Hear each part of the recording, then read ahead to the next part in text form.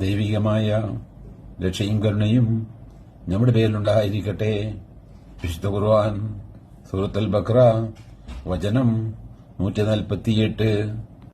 ബിസ്മില്ലാഹിർ റഹ്മാനിർ റഹീം. വലികുല്ലിൻ വജ്ഹതുൻ ഹുവ മുവല്ലിഹാ ഫസ്തബിഖുൽ ഖൈറാത്ത് അയ്നമാ തകൂനൂ യഅതി ബികുമുല്ലാഹു ജമീഅ ഇന്നല്ലാഹ അലാ കുല്ലി ഷൈഇൻ ഖദീർ.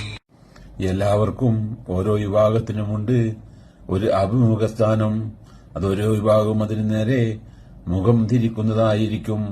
അതിനാൽ നിങ്ങൾ ഉത്തമ കാര്യങ്ങളിലേക്ക് മുന്നോട്ട് വരുവീൻ.